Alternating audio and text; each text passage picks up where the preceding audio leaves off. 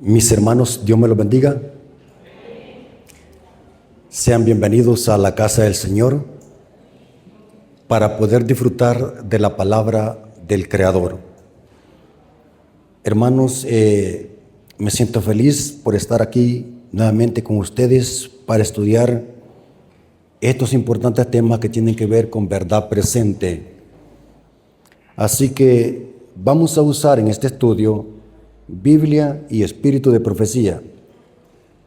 Son las dos características que identifican al remanente, la Biblia y el espíritu de profecía.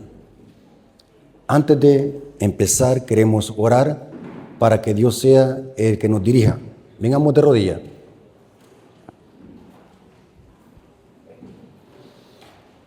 Señor bendito que estás en el cielo, santificado sea tu nombre. No queremos abrir tu palabra sin antes pedir tu autorización. Reconocemos, Señor, de que somos indignos de estar delante de tu presencia, pero a través de los méritos de tu Hijo, nuestro Salvador, nos acercamos a ti a través de la oración, para que nos des entendimiento y sabiduría, que nos des humildad para poder aceptar este mensaje. Háblanos, Señor, al corazón. Bendice a tu siervo, te lo suplicamos en el nombre de Jesús. Amén. Quiero que iniciemos estudiando o leyendo Eclesiastés 1:9. Uno de los principios vitales para poder interpretar profecía apocalíptica es que la historia se repite. Lo que pasó en el pasado se vuelve a repetir, porque la historia se repite. Noten cómo dice Salomón en Eclesiastés 1:9. Dice el texto: ¿qué es lo que fue? Lo mismo que será. ¿Qué es lo que ha sido hecho? Lo mismo que se hará. Y nada nuevo debajo de qué? Del sol.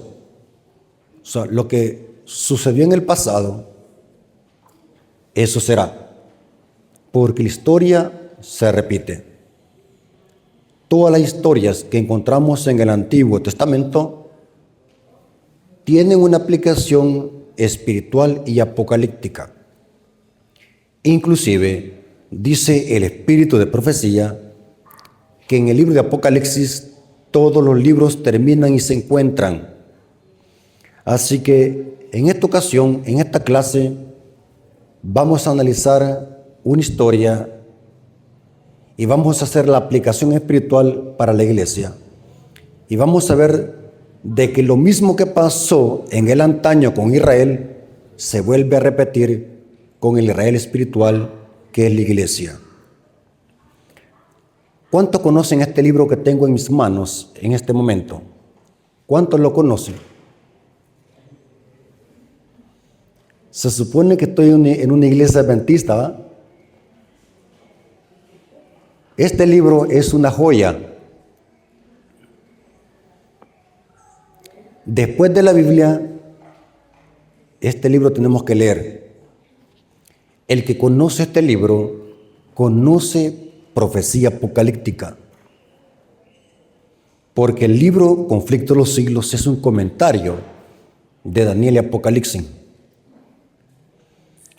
Ahora, noten qué poderosa cita, hermanos, dice este libro. En el capítulo 2 del Conflicto de los Siglos está un capítulo que se llama La fe de los mártires. En el último párrafo de ese capítulo, dice algo esta mujer de Dios que me estremeció. Noten lo que dice Conflicto de los Siglos, página 45, párrafo 2. Es terrible, hermanos, es terrible lo que dice este párrafo. ¿Cuántos creen, hermanos, que nosotros tenemos un mensaje sólido, precioso y peculiar que ninguna iglesia lo tiene. ¿Sí? Tenemos un mensaje sólido. La pregunta es, ¿por qué entonces no somos perseguidos? Como fueron los apóstoles o como fueron los valdenses y los albigenses durante la Edad Media. Si tenemos un mensaje precioso, sólido, contundente, tenemos un conocimiento de la Biblia que ninguna iglesia lo tiene. Tenemos los mejores maestros y predicadores de profecía en la iglesia adventista. Tenemos la mejor música. No tenemos nada que desearle a Babilonia, ni su música, ni sus predicaciones, ni su teología, porque lo tenemos todo. La Biblia dice que somos ricos. Tú dices que eres rico. Y es cierto, somos ricos en conocimiento, en doctrina. Tenemos un mensaje que ninguna iglesia lo tiene. Pero la pregunta del $1.000.000 es la siguiente. ¿Por qué la iglesia adventista del séptimo día no está siendo perseguida como fue en el antaño el pueblo de Dios? Noten lo que dice esta cita. Quiero que anoten esta cita. Está en el capítulo 2 del Conflicto de los Siglos, en el título La fe de los mártires, en la página 45, párrafo 2. El apóstol Pablo declara que todos los que quieran vivir piadosamente en Cristo padecerán ¿qué? Persecución. 2 Timoteo 3:12. Ahora ella hace una pregunta. ¿Por qué entonces parece adormecida la persecución en nuestros días? Ahora ella da la respuesta. El único motivo es que la iglesia se ha conformado a las costumbres del mundo y no despierta oposición. ¡Wow! Tremendo. ¿Escucharon lo que dijo la profetisa de la iglesia adventista? ¿Por qué no somos perseguidos? Porque estamos igual que. O sea que estamos mundanalizados. Aquí dice, no despierta oposición. La religión que se profesa hoy no tiene el carácter puro y santo que distinguía a los apóstoles. Si el cristianismo es aparentemente tan popular en el mundo, ello se debe a tan solo al espíritu de transigencia con el pecado, a que las grandes verdades de la palabra de Dios son miradas con indiferencia por el pueblo de Dios y a la poca piedad vital que hay en la iglesia. Ahora noten cómo dice al final la cita. Revivan la fe y el poder de la iglesia primitiva y el espíritu de persecución se encenderá. ¿Qué dice ella? Cuando vivamos lo que predicamos, cuando tengamos el carácter de la iglesia primitiva, entonces seremos ¿qué? Perseguidos. Y ella dice, el único motivo por la cual la iglesia no es perseguida es porque estamos igual que el mundo. O sea, ¿cómo está la iglesia? Según el espíritu de profecía, mundanalizada. ¿Lo digo yo o lo dice el espíritu de profecía? ¿Qué dicen ustedes? Diga, lo dice el espíritu de profecía. Ahora, hermanos, lo que viene es tremendo. Dios nos va a exhortar y amonestar. ¿Cuántos creen de que necesitamos que Dios nos amoneste? Vamos a ver qué es lo que dice la Biblia. Es interesante, hermanos, vamos a ver lo que pasó con el pueblo de Israel. Es interesante que cuando Israel salió de Egipto, ¿se acuerdan el procedimiento que Dios hizo? Las plagas, la muerte de los primogénitos. Y al final Faraón, ¿qué es lo que dijo? Ya cuando se sintió con el agua al cuello, con la plaga de los primogénitos, dejó ir a Israel. Pero es interesante que la Biblia dice, noten, que cuando Israel salió de Egipto, con ellos salió una gran muchedumbre de otras naciones que estaban allí. Noten cómo dice Éxodo capítulo 12, versículo 37 al 38. Éxodo capítulo 12, versículo 37 al 38. Quiero que lean los textos bíblicos porque necesito que lean lo que dice la Biblia, no lo que dice el hermano Rafael Díaz. No quiero que me crean a mí, quiero que crean lo que está escrito. ¿Cuántos dicen amén? Éxodo 12, 37 al 38. Esta es la salida. Partieron los hijos de Israel de Ramesés a Sucot, como 600,000 hombres de a pie, sin contar los niños. También subió con ellos una ¿qué?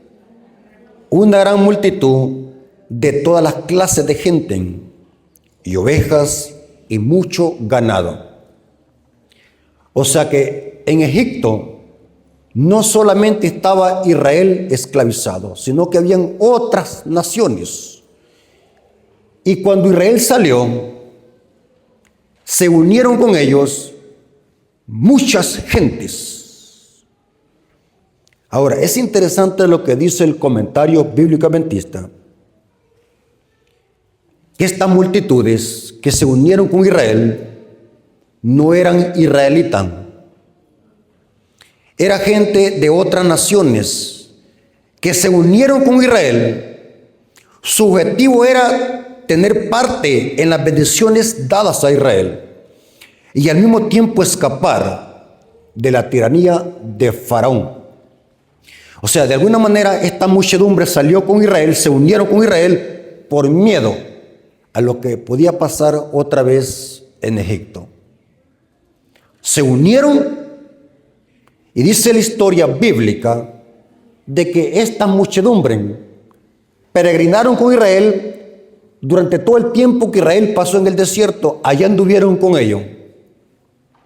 No eran israelitas, era gente de otras naciones paganas que estaban allí y se unieron en la salida del Éxodo.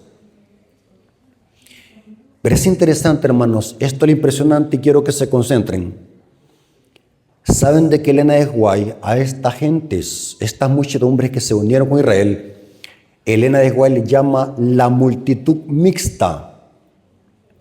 Era gente impía de otras naciones paganas que se unieron con Israel por miedo a las plagas. Y dice el espíritu de profecía que esta gente son las que el diablo usaba para introducir dentro del pueblo de Dios la idolatría, la apostasía, la rebelión, la murmuración, todo pecado, toda apostasía, toda rebelión y toda murmuración que había en el campamento. Dice el espíritu de profecía que era esta gente impía que la provocaba y la incitaba. Mire qué interesante.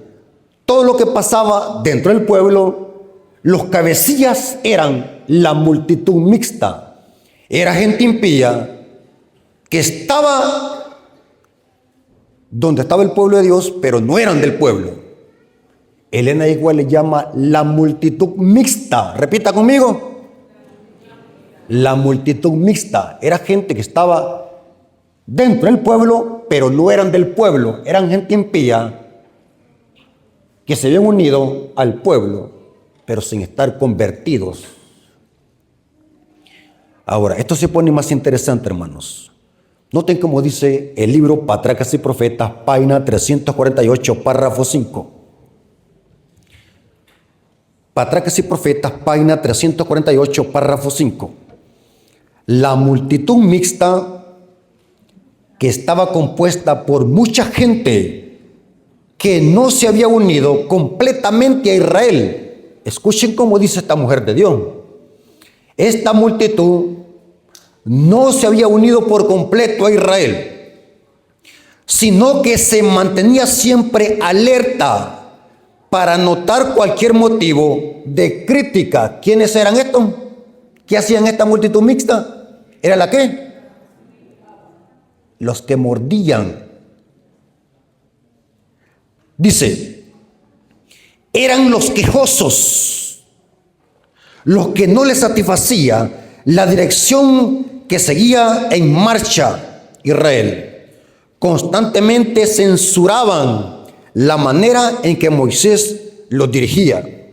O sea que esta multitud mixta era la que criticaba constantemente a Moisés, el líder de Dios. Eran los que provocaban toda clase de apostasía. Eran los que provocaban toda clase de murmuración. Y todo lo que pasaba en Israel era provocada por la multitud mixta. Ahora, vamos a ver algo interesante que pasó al pie del monte Sinaí.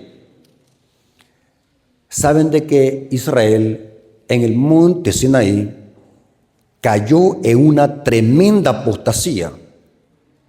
¿Saben qué es lo que pasó a las faldas del monte Sinaí? El pueblo de Dios que había sido libertado de Egipto con mano poderosa, ahora ¿qué es lo que están al pie del monte Sinaí? Adorando un toro, adorando una vaca. Pero analicemos lo que está pasando, hermanos. Recordemos de que la multitud mixta está iniciando esta apostasía. Éxodo capítulo 32, versículos 1 al 6. Vamos a ver qué es lo que está pasando al pie del monte Sinaí. Moisés está tardando en bajar del monte porque recordemos de que Moisés había subido al monte a traer ¿qué? Las tablas del pacto. Se tardó 40 días y la multitud mixta empezó a murmurar, empezó a quejarse, empezó a meter cizaña dentro del pueblo, diciendo, Moisés tarda, hagámonos una representación de Dios que nos represente. Éxodo capítulo 32, versículo 1 al 6. Viendo el pueblo que Moisés tardaba en descender del monte, se acercaron entonces ¿a quién? ¿Quién era Aarón? Pero en ese momento, ¿qué papel ocupaba? Era el líder del pueblo. Moisés había subido al monte y había dado a su hermano de representante. ¿Qué oficio desempeñaba a Aarón en la economía hebrea? Era sumo sacerdote. Entonces la gente se acercó a Aarón y le dijeron, levántate, haznos dioses que vayan delante de nosotros, porque Moisés, noten cómo están de una manera despectiva, Moisés, el varón que nos sacó de la tierra de Egipto, no sabemos qué le haya acontecido. Y Aarón les dijo, mire, Aarón no se resistió, Aarón no cuestionó, no debatió con la Biblia, no defendió la verdad. ¿Qué está diciendo aquí Aarón? Noten, fácilmente dijo a Aarón y les dijo, aparten los zarcillos de oro que están en las orejas de vuestras mujeres y de vuestros hijos y de vuestras hijas y traédmelos. Entonces todo el pueblo apartó los zarcillos de oro que tenían en sus orejas y las trajeron a Aarón y los tomó en las manos de ellos y les dio forma con buril e hizo de ello con ello un becerro de fundición. Entonces dijeron, Israel, estos son tus dioses que te sacaron de la tierra de Egipto. Hago un paréntesis. Aquí los israelitas no están adorando al diablo. En la mente de ellos no están adorando al diablo. Quiero que puedan entender esto y lo puedan asimilar. Los israelitas no están adorando al diablo, ni a Moloc, ni a Baal Zebub en su mente. En la mente de ellos, ¿a quién iban a adorar? Al Dios de Israel que los sacó de la tierra de Egipto. Pero ¿de qué manera lo iban a adorar? Al estilo de los egipcios. O sea que estos israelitas cayeron en apostasía porque mostraron a Dios una falsa adoración. Mezclaron lo santo con lo profano. ¿Y quién fue el culpable de esta apostasía? ¿Quién le incitó? Dice el Espíritu de profecía que fue la multitud mixta. Y el líder del pueblo se dejó doblegar a Aarón. Y noten cómo dice: y viendo esto, Aarón edificó un altar delante del becerro y pregonó a Aarón. Noten que aquí está, este es el líder de Israel en ese momento. Y dijo: mañana será fiesta, ¿qué? Pero ¿de qué manera iban a adorar a Dios? ¿A través de qué? Un becerro. ¿Qué era el becerro? Dice la historia que el dios Apis era representado por un toro, era una deidad egipcia. Y los israelitas, como estaban acostumbrados a eso, lo primero que se les vino, que hagámonos un becerro, pero que este becerro representa a quién? A Jehová de los ejércitos, ese Dios que nos libertó. O sea que Israel está adorando a Dios al estilo pagano. O sea, están haciendo una mezcla de lo santo con lo profano. Y noten a Aarón lo que está diciendo: mañana será fiesta a Jehová. Y al día siguiente madrugaron y ofrecieron holocaustos y presentaron ofrenda de paz, y se sentó el pueblo a comer y a beber, y se levantó a regocijarse. Ahora, noten cómo dice el Espíritu de profecía, que quien incitó esta apostasía fue la multitud mixta. Esto está en el libro Patriarcas y Profetas, página 288, párrafo 1. Patriarcas y Profetas, página 288, párrafo 1. Sintiéndose desamparados por la ausencia de su jefe, que era Moisés, volvieron a sus antiguas supersticiones. La multitud mixta fue la primera en entregarse a la murmuración y a la impaciencia, y de su seno salieron los cabecillas de la apostasía. ¿De dónde salieron los cabecillas de esta apostasía? De la multitud mixta. Entre los objetos considerados por los egipcios como símbolos de la divinidad estaba el buey o el becerro. Y por indicación de los que habían practicado esta forma de idolatría en Egipto, hicieron un becerro y lo adoraron. El pueblo deseaba alguna imagen que representara a Dios y que ocupara en ellos el lugar de Moisés. Noten, hermanos, en la mente de ellos no era el diablo que estaban adorando, era a Dios que estaban adorando, pero ¿de qué manera? Al estilo egipcio, al estilo pagano. Ahora, ¿cómo podemos hacer la aplicación homilética a la iglesia adventista hoy? ¿Cómo podemos hacer la aplicación? Porque vimos de que la historia se repite.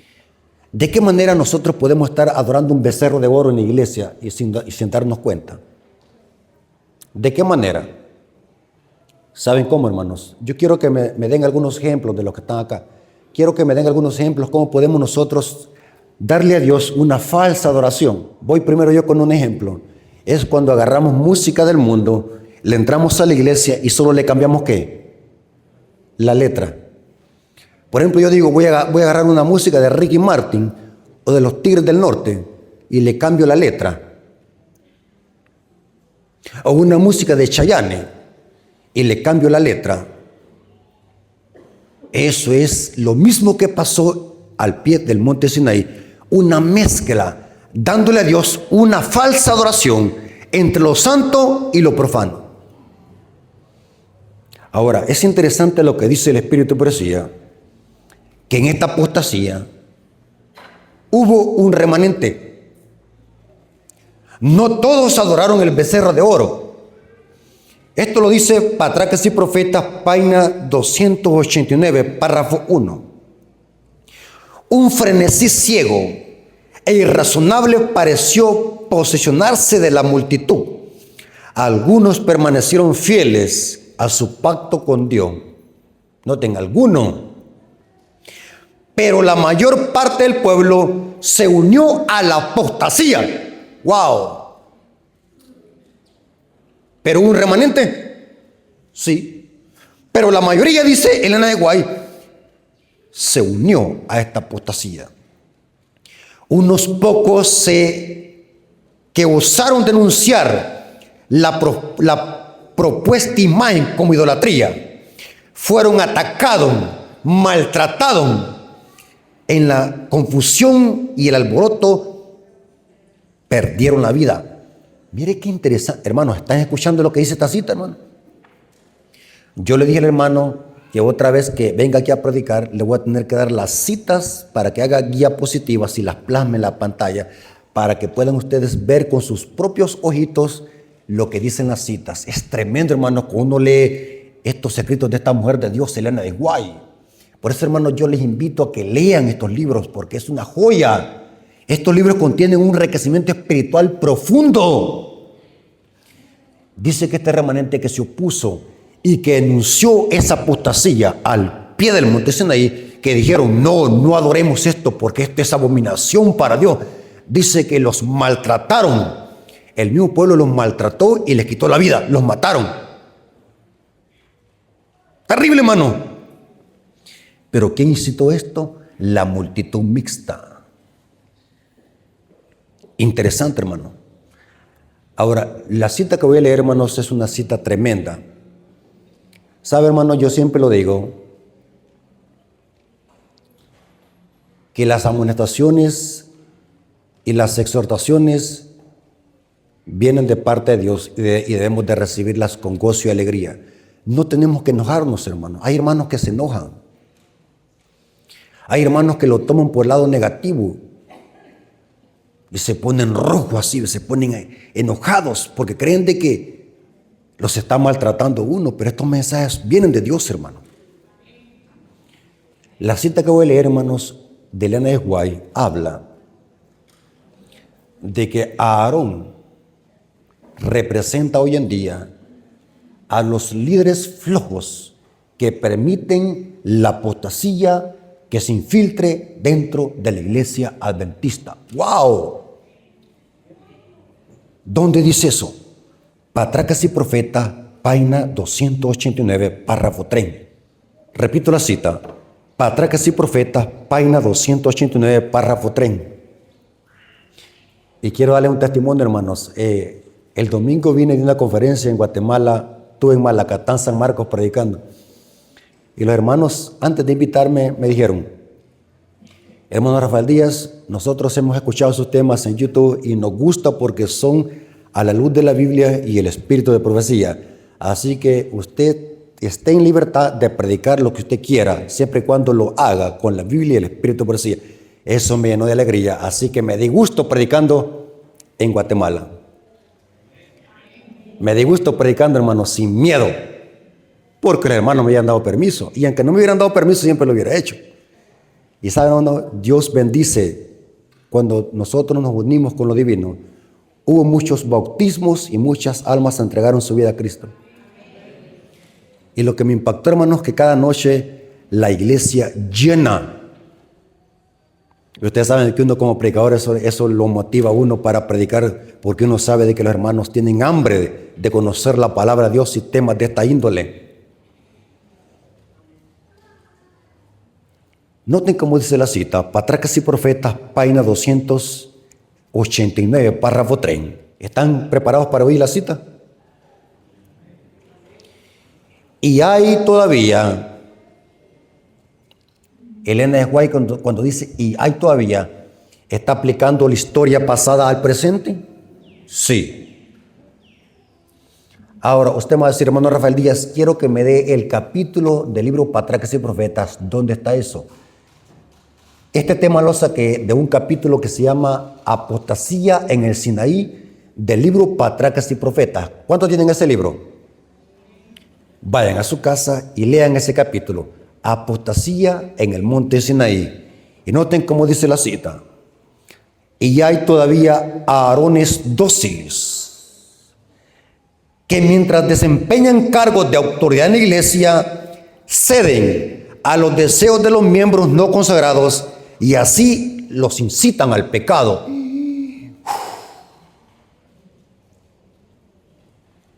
¿A quién representa a Aarón? A los malos líderes. ¿Lo digo yo o lo dice el Espíritu de profecía? Hermanos, ¿están aquí todavía? ¿O ya se durmieron? ¿Quieren que siga predicando algo más fuerte? ¿Dios nos está hablando hoy, hermanos? Ok. Hay todavía Aarones dóciles. Líderes. Tenemos que tener columna vertebral. ¿Saben qué significa ese refrán? No tenemos que tener columna de esas que se doblan. No tenemos que tener petacas. Tenemos que ser líderes de columna vertebral. No tenemos que permitir que a la iglesia, al pueblo, entre ningún tipo de apostasía.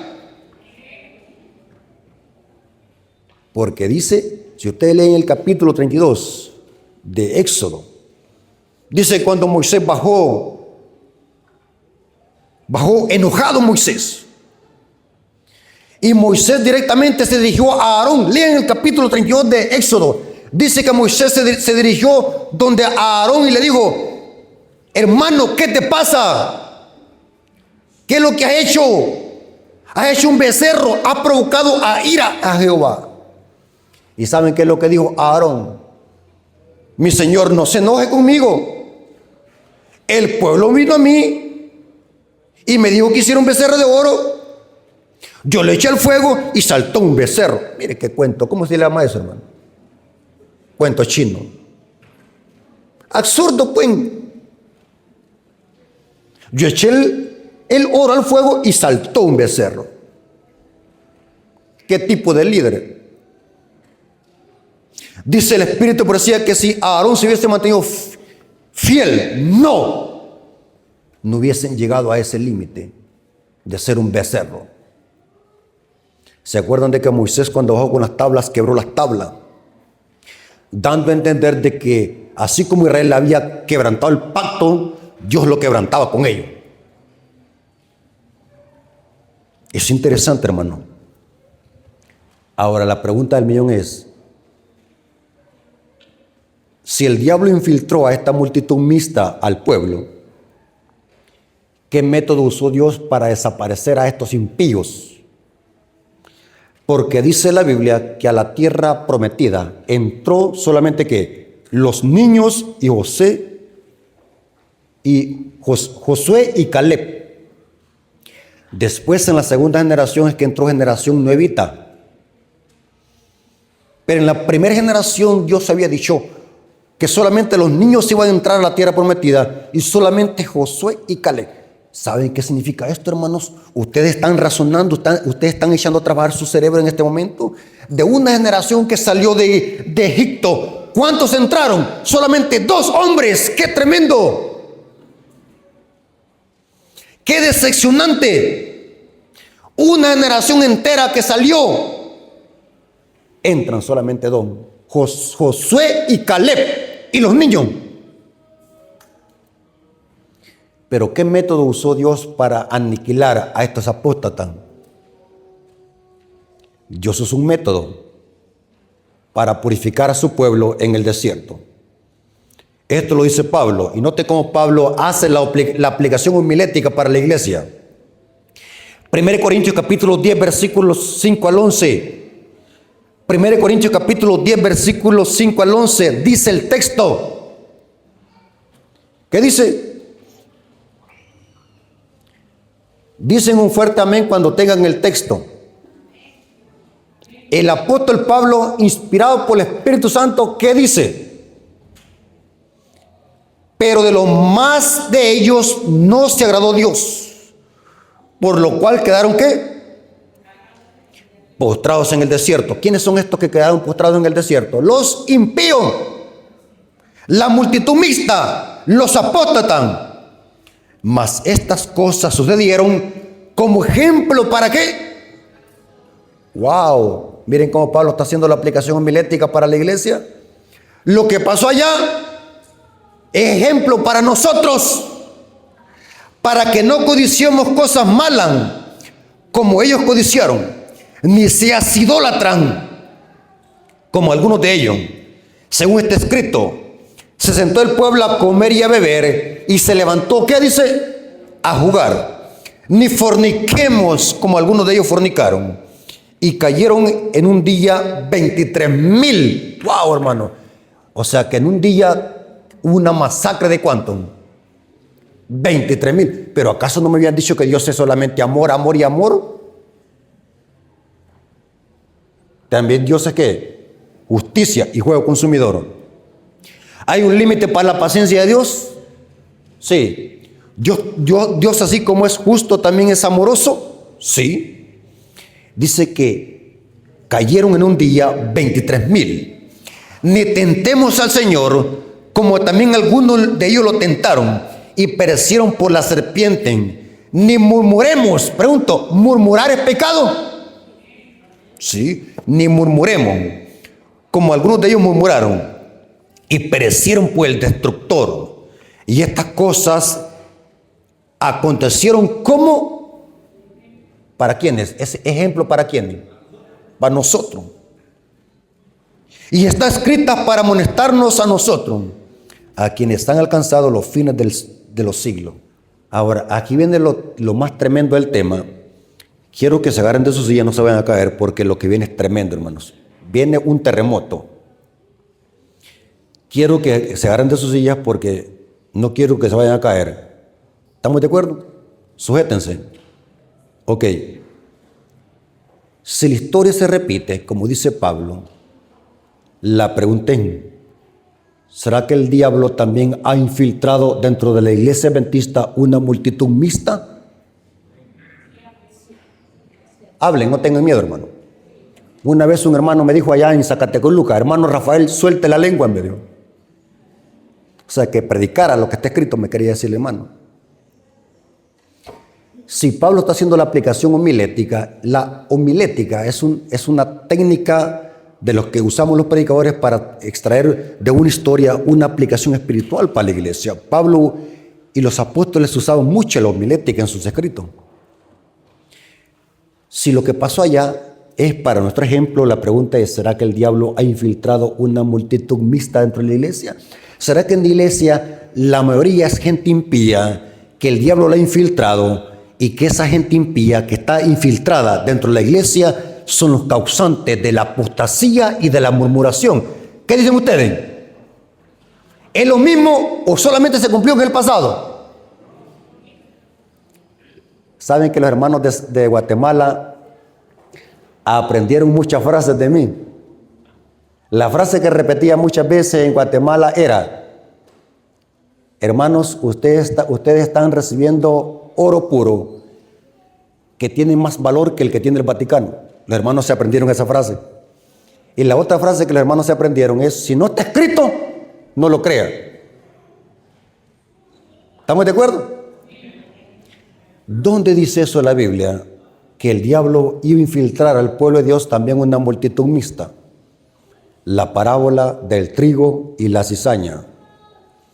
Mateo 13, versículos 24 al 25. ¿Quieren que siga, hermanos, o terminamos acá? Porque lo que viene es terrible, hermano. Así que no quiero que se vayan a enojar conmigo. Y no vayan a decir, el hermano Rafael Díaz vino a decir esto. Diga, la Biblia lo dice y el espíritu de profecía. ¿Estamos de acuerdo? Mateo 13, 24 al 25. Les refirió otra parábola diciendo: el reino de los cielos es semejante a un hombre. ¿Quién es este hombre? ¿Qué es el reino de los cielos? Las parábolas en el griego es parábole. Parábole significa en griego comparaciones. El reino de los cielos en las parábolas representa la iglesia. La iglesia es el reino de los cielos representativa en la tierra. El reino de los cielos es semejante a un hombre. Este hombre es Cristo, que sembró buena ¿qué? Semilla en su campo. Pero mientras dormían los hombres, ¿quiénes son estos hombres que dormían? Noten que mientras los hombres están durmiendo, vino el enemigo y sembró la cizaña entre el trigo y se fue. Pregunto, ¿cuántos tipos de cultivos hay en el mismo terreno? 2. Trigo y cizaña. Pero ¿quién sembró el trigo? Cristo. ¿Y la cizaña? ¿Quién la sembró? El maligno. ¿Estamos de acuerdo? Pero ¿cuándo es que el maligno la sembró? Quiero que se concentren, hermano, porque estas son clases profundas de Biblia. Yo no doy sermones, sino que doy clase.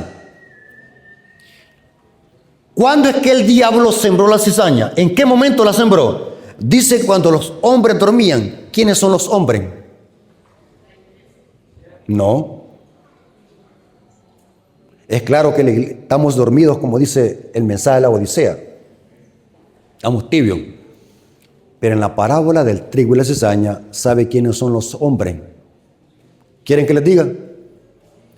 Anoten ahí, hermanos. Si no tiene dónde anotar, anótelo siquiera ahí en la blusa, en la camisa. Pero me interesa que esta cita la anote. Porque esta información vale más oro que el que tiene el Vaticano. ¿Sabe quiénes son los hombres según el Espíritu de Profecía? Representa a los apóstoles.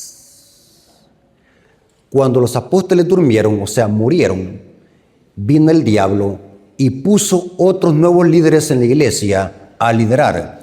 Pero estos líderes que vinieron después de la muerte de los apóstoles eran líderes flojos que metieron la apostasía al pueblo. Esto lo dice el Conflicto de los Siglos, página 381. Según la Biblia, Cristo dejó una iglesia pura. ¿Cómo se le llama a la primera iglesia en Apocalipsis? Éfeso, la iglesia del año 31 hasta el año 100. Éfeso significa pura y deseable. La iglesia primitiva, del año 31 hasta el año 100, la iglesia apostólica. Cristo estableció una iglesia pura, con buenos líderes, celosos en la obra, defensores de la doctrina, grandes apologistas, Pablo y Pedro. ¿Se acuerdan cuando dos apóstatas querían engañar al apóstol Pedro? Prometieron vender una tierra y cuando la vendieran iban a dar un dinero a la causa. Pero estos apóstatas, ¿qué pasó? Mintieron. Dieron solamente una parte. ¿Qué pasó con estos dos apóstatas? Esto está en Hechos capítulo 5. Dice que murieron. O sea que Pedro no permitió que esos apóstatas se infiltraran a la iglesia. La iglesia apostólica, la iglesia primitiva, era celosa en el mensaje, en la doctrina, en la adoración, en todo. Hablemos del apóstol Pablo. ¿Ustedes creen que el apóstol Pablo era cualquier persona? Saben de que el apóstol Pablo era uno de los más grandes apologetas, defensores de la doctrina primitiva, de la iglesia primitiva. ¿Se acuerdan el apóstol Pablo cómo desenmascaraba a los falsos maestros judaizantes y mira, hermano, Pablo era tosco, dice el Espíritu de Profecía que Pablo era tosco. ¿Saben qué es una persona tosca? ¿Qué es tosca? Dice que era tosco. Saben de que el apóstol Pablo llegó un momento donde parece que el apóstol Pablo estaba enojado, pero era celoso en el evangelio, que le dice a los judaizantes, Filipenses capítulo 3, versículos 2 al 3, guárdense de los perros, de los malos obreros. ¿Cómo le está diciendo Pablo a los judaizantes falsos maestros? Son unos perros. No, hermano, esa palabra es mala palabra. Pero Apocalipsis dice que quedarán fuera quienes, los perros. ¿Qué pasaba cuando Pablo llegaba donde los reyes, donde Agripa y donde Félix? ¿Verdad que Pablo le llegaba a contar un chiste o una anécdota? Les predicaba la palabra. O sea que la iglesia primitiva tenía como líderes celosos, defensores de la doctrina y del mensaje. El apóstol Pedro era un gran hombre de Dios que desenmascaraba a los falsos maestros. No permitían que a la iglesia se filtrara la cizaña. Eran celosos porque Cristo estableció una iglesia pura, la iglesia de Éfeso, la iglesia primitiva. Pero es interesante, hermanos, dice la parábola, mientras los hombres dormían, vino el maligno y sembró la cizaña. Notemos cómo Elena de White explica este tópico. Conflicto de los siglos, página 381, párrafo 6. Ella explica que los hombres que durmieron fue cuando los apóstoles bajaron a la tumba, vinieron otro tipo de líderes y estos líderes sí permitieron que a la iglesia empezara a filtrarse la cizaña.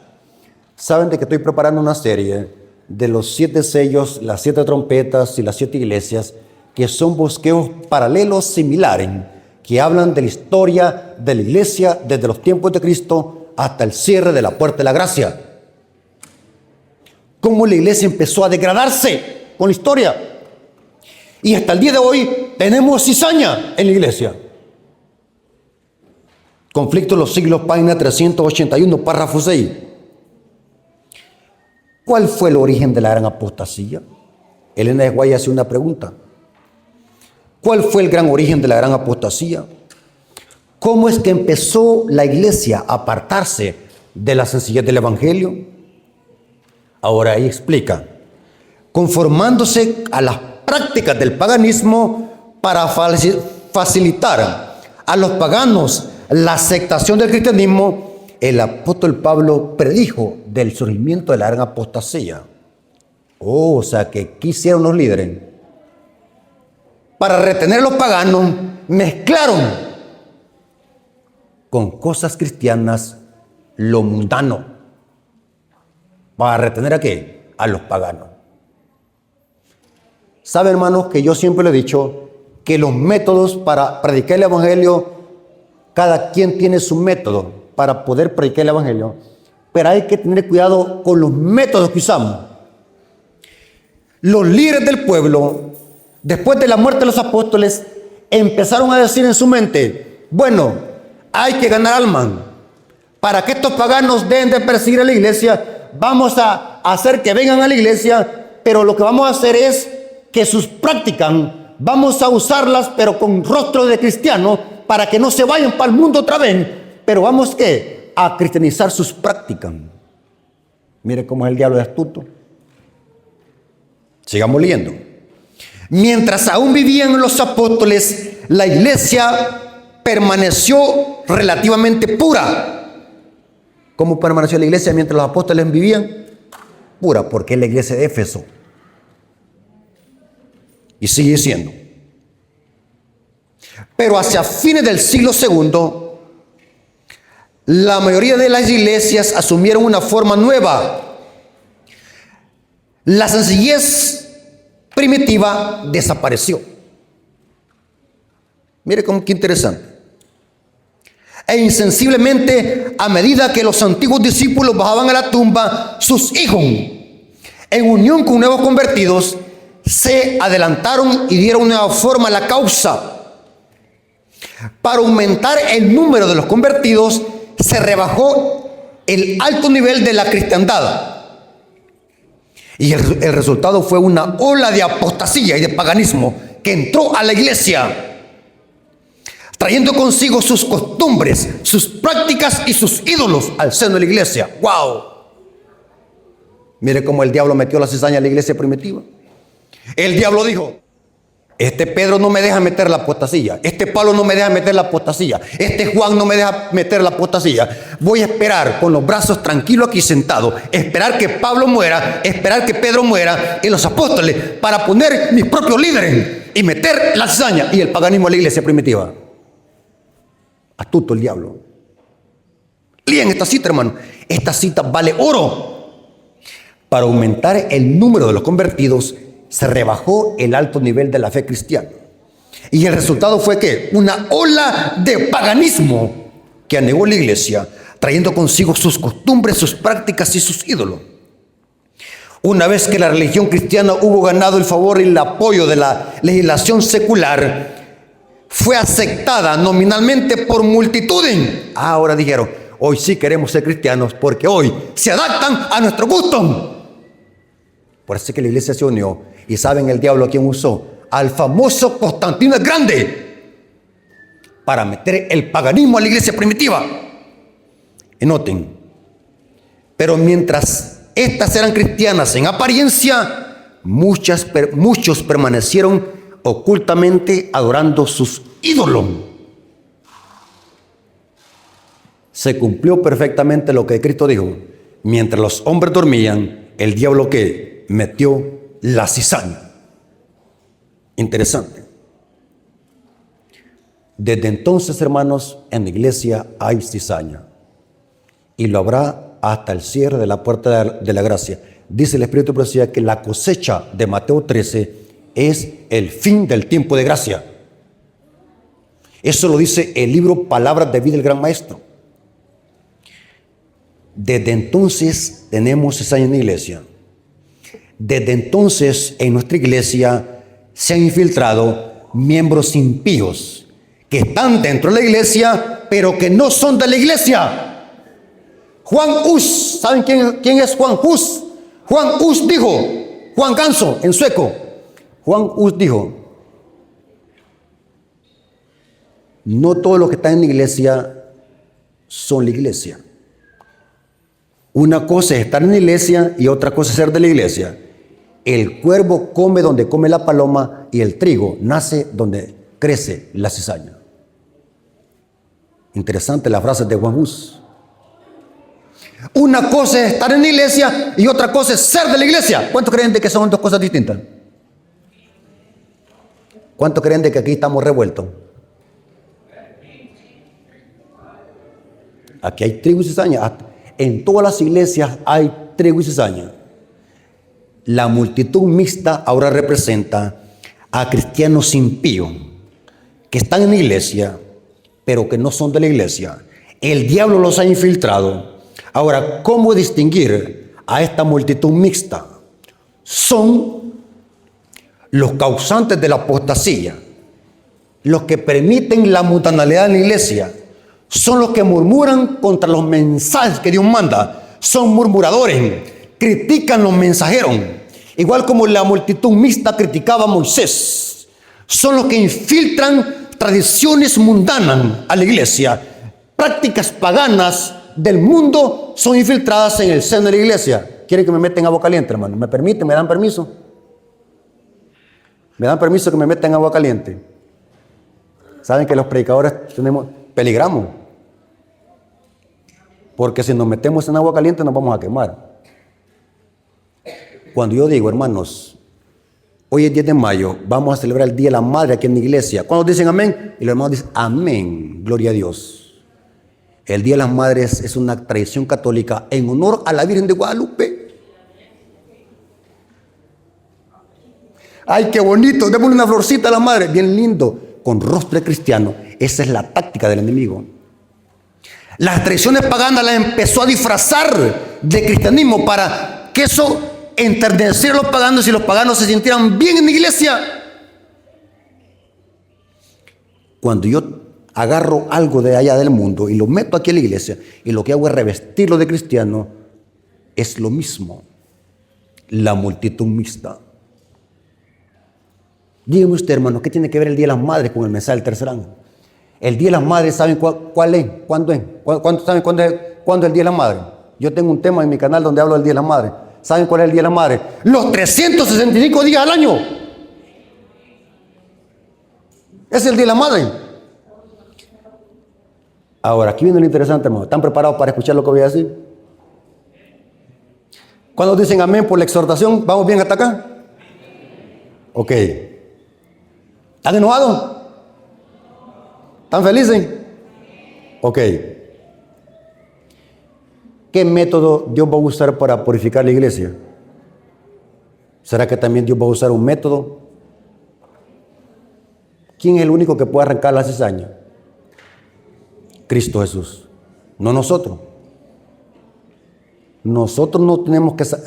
Eso podemos caer en grave peligro, hermanos. Ningún líder, ningún miembro, ningún predicador puede arrancar la cizaña. Ese es trabajo únicamente de Cristo.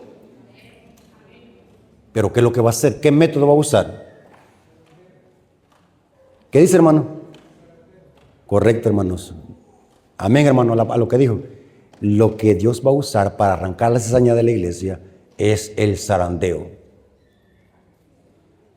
En el cielo lo hace a través del juicio investigador. En este momento Cristo está separando el trigo y la cizaña en el juicio investigador, dice el Espíritu Profecía. Y en la tierra se hace a través de un proceso, el zarandeo. El zarandeo es el método que Dios usa para arrancar la cizaña y echarla al fuego.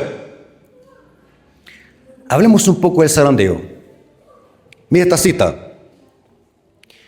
Eventos de los últimos días, página 148, párrafo 4. El Señor viene pronto. En cada iglesia debe haber un proceso de purificación. ¿Dónde? Aquí va a haber un proceso de purificación, aquí en la iglesia de Cojute 1. Sí. Ponga ahí el dedito, el meñico, el dedo gordo, póngalo allí. Ya lo vamos a seguir leyendo la cita. ¿Han escuchado ustedes una cita? Y ya, mire, yo he tenido problemas, mire. Algunas veces uno se levanta enemigos por decir la verdad. No me quieren, me odian. Miren, una vez un predicador estaba predicando, no les voy a decir quién es ni en qué iglesia, pero repitió 4 veces la misma frase y yo me rascaba la cabeza. Los hermanos me dijeron que se tenía piojos. No, lo que pasa es que estaba estresado por lo que estaba escuchando. 4 veces el hermano repitió la misma frase apóstata. ¿Y saben cuál es la frase que estaba repitiendo 4 veces? Iglesias enteras junto con sus pastores se perderán. Y la repitió 4 veces. Y yo le pregunté al hermano cuando se bajó del púlpito: hermano, deme la cita donde leyó eso. Y cuando le dije yo así al hermano, se quedó pero pálido, como papaya tierna, pero pálido. ¿Y saben qué es lo que me dijo el hermano? Hermano Rafael, me dijo, esa cita nunca la he leído. Lo que pasa es que esa frase se la escuché a otro predicador. Y yo cuando estaba predicando me emocioné mucho que la repetí 4 veces. Así que discúlpeme, me dijo. Esa cita no existe. Algún ignorante se la inventó. Hoy esa cita mayormente la usan los grupos disidentes para atacar a la iglesia adventista, que la iglesia adventista es Babilonia. Todos se van a perder. Negativo. El Espíritu de Profecía dice que en cada iglesia hay trigo y cizaña. No pueden perderse toda la iglesia. Entonces eso contradice la Biblia. ¿Cómo se van a perder todo? Por eso es que esa frase no existe. Nunca Elena de White la dijo. Alguien se la inventó. Pregúntele, si usted conoce a un hermano que repite esa cita a cada momento. Elena de White dice que iglesia entera con sus pastores se perderán. Esa frase apóstata no existe. Nunca la dijo Elena de White. Noten cómo dice la cita. El Señor viene pronto y en cada iglesia debe haber un proceso de purificación y de zarandeo, porque entre nosotros hay hombres impíos que no aman la verdad ni honran a Dios. ¡Wow! ¿Qué dice? Que entre nosotros hay ¿qué? Hombres impíos. Pregunto, ¿Elena de White está hablando aquí de los católicos o de la iglesia adventista? Hasta estoy sudando, hermano. Esta cita me dan hasta escalofrío. Entre nosotros hay hombres impíos que no aman la verdad ni honran a Dios. Eventos de los últimos días, página 147, párrafo 2. Eventos de los últimos días, página 147, párrafo 2. Pregunto, adventista, ¿basta solamente con ser miembro de la iglesia? ¿Para ser salvo basta con solamente ser miembro de la iglesia? Saben de que la mayoría de los que se van a perder estamos acá. ¿Saben dónde está la mayoría de los que se van a salvar? Hablen, hermano. ¿Qué dice el Espíritu Profecía? Los que han leído el Espíritu Profecía. La mayoría de los que se van a salvar no están acá adentro, sino que están fuera, en Babilonia. Esto me da escalofrío. O sea que no basta con solamente ser miembro de la iglesia adventista. Noten lo que dice esta cita. Eventos de los últimos días, página 147, párrafo 2. Pregunto, ¿es un privilegio ser adventista? Yo me siento feliz, hermano. Yo me siento gozoso y feliz porque si yo me llegase a ir para el mundo, mejor me voy para el mundo, a las cantinas, y no me voy para otra iglesia protestante, porque esta iglesia es la única que tiene la verdad. Me siento feliz, hermano, ser adventista. Saben que cuando viene el sábado, está acercándose el sábado, me siento feliz. Ya voy a congregarme en la iglesia, voy a ver a mis hermanos, voy a escuchar la lección, voy a escuchar la predicación. Me siento feliz ser adventista. Pero no basta con solamente ser adventista. ¿Sabe usted que la mayoría de los que estamos acá nos vamos a condenar? ¿Dónde dice eso? Eventos de los últimos días, página 147, párrafo 2. Aquellos que han tenido la oportunidad de oír y recibir la verdad y que se han unido a la iglesia adventista del séptimo día, llamándose el pueblo de Dios, que guarda los mandamientos de Dios y que sin embargo no poseen más vitalidad ni consagración a Dios, que las iglesias nominales recibirán las plagas de Dios tan ciertamente como las iglesias que se oponen a la ley de Dios. ¿Escucharon, hermano? O sea que los que estamos acá, pero que no nos consagramos ni nos unimos a Cristo, vamos a recibir las plagas igual como las iglesias protestantes que se oponen a la ley de Dios. O sea que a mí me han dicho que solamente bastaba con estar aquí en la iglesia. ¿Están leyendo, hermano? Estos temas son sólidos. Eventos de los últimos días, página 152, párrafo 5. Inclusive en el libro Eventos de los últimos días hay un capítulo que se llama El zarandeo. Léanlo.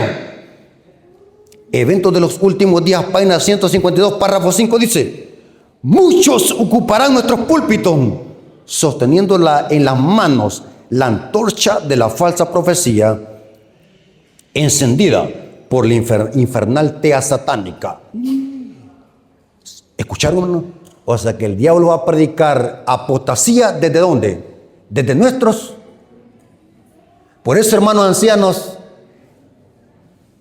analicen qué predicador invitan a predicar, porque no todos los predicadores que son aquí al púlpito están predicando el mensaje correcto. Tengan cuidado, dice la cita: muchos ocuparán nuestros púlpitos con la infernal tea satánica.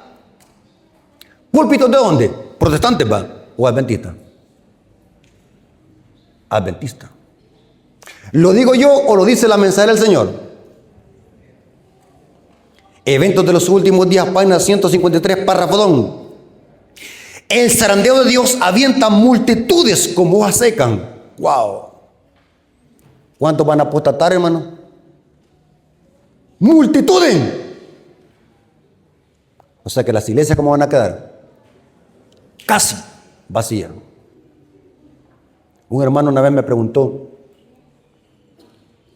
hermano Rafael me decía: ¿y esta gente, estos hermanos que se salgan de la iglesia adventista, para dónde se van a ir? Porque va a haber una apostasía. ¿Se acuerdan que la mayoría de los israelitas quedaron postrados en el desierto? La mayoría apostató, pero hubo un remanente. ¿Se acuerdan que leímos eso? ¿Qué pasará con aquellos hermanos que abandonen la fe? Dice el espíritu de profecía en el libro Conflicto de los Siglos que serán ¿para dónde? Para Babilonia. Y se convertirán en los enemigos más encarnizados. O sea, ¿van a andar qué? Persiguiendo. Muchos que profesaron creer en el mensaje del tercer ángel abandonarán la fe e irán a engrosar las filas de la oposición. Y se convertirán en los enemigos más encarnizados. Ahí se cumplirá lo que Cristo dijo. ¿Y el hermano entregará qué? A muerte al hermano. Y saben de qué dice el espíritu de profecía, que esta gente que se vaya a Babilonia, ¿quiénes van a ocupar el lugar? ¿Quiénes van a ocupar las vacantes? Sí, mire que va a haber un trueque. Muchos van a apostatar, se van a ir para Babilonia. Y la gente que venga de Babilonia va a venir a ocupar esas vacantes que nosotros abandonamos. Por eso es que el mensaje de Apocalipsis dice: retén lo que tienes para que nadie tome tu corona. Porque la vacante que nosotros abandonemos cuando caigamos en apostasía, la gente de afuera vendrá a ocupar nuestro lugar. Por eso es que el NSY, y por falta de tiempo, hermanos, ojalá Dios me permita otra vez, hermanos, tengo un estudio profundo de qué significa en profecía los obreros de la hora undécima.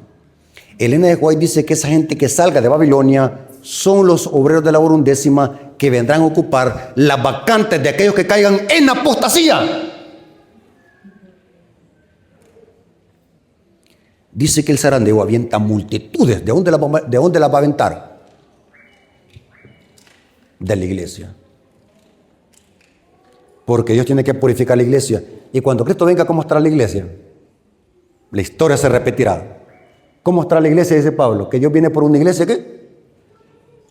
Cuando Cristo venga por segunda vez ya no va a haber nada de cizaña, ¿verdad? ¿La iglesia cómo estará?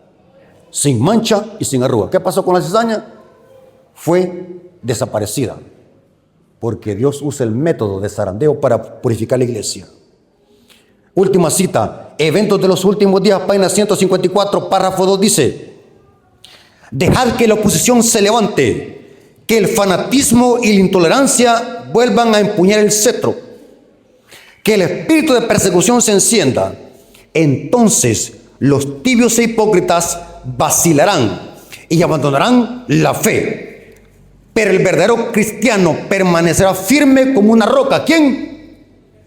El verdadero cristiano permanecerá firme como una roca, con más fe y esperanza que en los días de prosperidad. ¿Sabe qué podemos aprender en esta mañana, hermano? Si en este momento estamos pasando por pruebas o vicisitudes, no es nada comparado a lo que viene. Porque el zarandeo aventará multitudes. ¿Saben de que el zarandeo tiene 5 etapas? Eso lo presenta el libro Eventos de los Últimos Días. La última etapa del zarandeo, la más fuerte, es la persecución. La persecución va a aventar multitudes dentro de la iglesia y las va a llevar al mundo. Pero va a haber un cristiano que se va a mantener firme, como una roca. ¿Saben, hermanos, que nosotros podemos ser miembros de la iglesia adventista, pero podemos estar sin Cristo? ¿Es bueno ser parte de la iglesia adventista? Sí. Pero preocupémonos más por estar con Cristo. ¿Saben qué es lo que dice el Espíritu de Profecía? Y esto es lamentable, hermanos. ¿Por qué muchos no leen el Espíritu de Profecía? Porque les da miedo leer lo que dice esta mujer de Dios. ¿Por qué muchos critican el NSY aún dentro de la iglesia? Porque esta mujer dice la verdad. ¿Sabe qué es lo que dice el Espíritu de Profecía? En Testimonios para la Iglesia, tomo 5. Muchos tienen sus nombres en los libros de la iglesia, pero su nombre no está escrito en el libro de la vida. Porque lo que me hace a mí ser cristiano es estar unido a Cristo. Si estamos unidos a Cristo, hermano, no importa lo que venga. No importa lo que venga en este mundo, hermano. No importa si viene persecución. No importa lo que el diablo quiera hacer con la iglesia. Si estamos unidos a Cristo, vamos a ser cristianos fundados en la roca inconmovible que es Cristo Jesús. ¿Ustedes creen que Cristo de por gusto o por casualidad contó esas parábolas?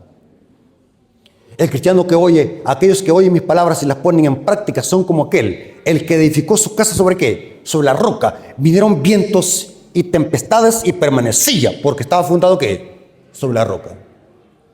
Hermano y amigo que está acá, eso debe de preocuparte, porque nuestra seguridad debe estar en Cristo. Porque si estamos en Cristo, no importa que venga cualquier tipo de zarandeo, vamos a estar firmes y vamos a ser parte del trigo. Ese trigo que Cristo ha sembrado. La cizaña el diablo la sembró. Así que, hermanos, es importante que nosotros nos podamos preparar. ¿Saben, hermanos, que algunas veces conocen ustedes a esos cristianos que por cualquier cosita se van de la iglesia y se desertan? Desertores. Y cuando venga la crisis, hermano. ¿Han visto ustedes, hermanos, que por cualquier cosa, porque no les dan la mano, porque se predicó un tema fuerte, Ya no quieren venir a la iglesia. Pero el cristiano que está firme va a poder soportar la crisis final, hermano.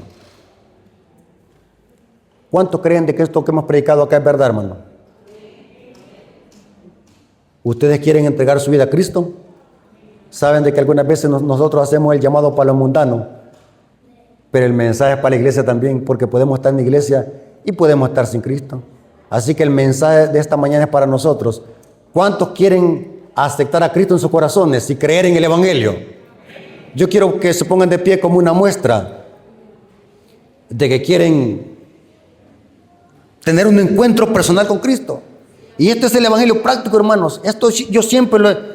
Y saben que algunas veces uno como predicador, uno se pone algunas veces a pensar y pensamos mucho.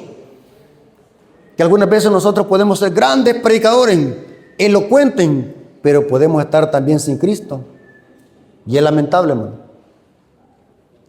¿Hay visitas acá, hermano? Quiero ver las manos de las visitas. Solo por saber, quiero hacer una oración también especial para ella. ¿Cuántas visitas tenemos aquí en nuestro medio? ¿Cuántas visitas hay aquí en la iglesia de Cojutepeque, Central 1? Una. Cuando estaba predicando, su rostro me parece familiar. Así que la mitad de mi cerebro estaba pensando, ¿dónde he visto a la hermana? ¿Dónde le he visto a la hermana? Pero ya me voy a recordar. Hermanos, quiero decirles que me siento feliz porque la palabra de Dios se ha predicado acá en la iglesia de Cojute, Central 1. El nombre de Dios ha sido glorificado y su palabra ha sido exaltada. Así que la honra y la gloria ha sido para nuestro Dios. Vamos a orar. Vengamos de rodillas, hermano.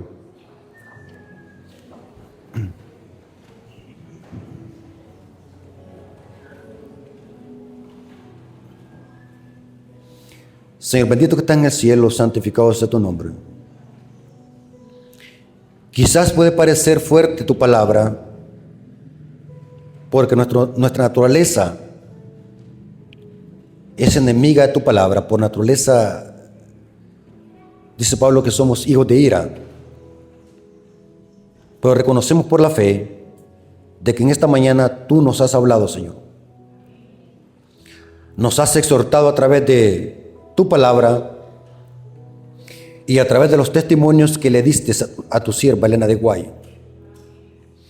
Gracias, Padre, porque tu palabra, la verdad presente, se ha exaltado aquí en la iglesia de Cojute Central 1. Alabamos tu nombre, Señor, porque tú eres maravilloso. Que cuando nos exhortas no es porque nos odias, sino porque nos amas. Gracias, Señor, por la exhortación. Gracias por esta amonestación. La recibimos de todo corazón, porque es verdad. Te lo agradecemos, no porque tengamos mérito, sino los méritos de Cristo Jesús, nuestro Señor y Salvador.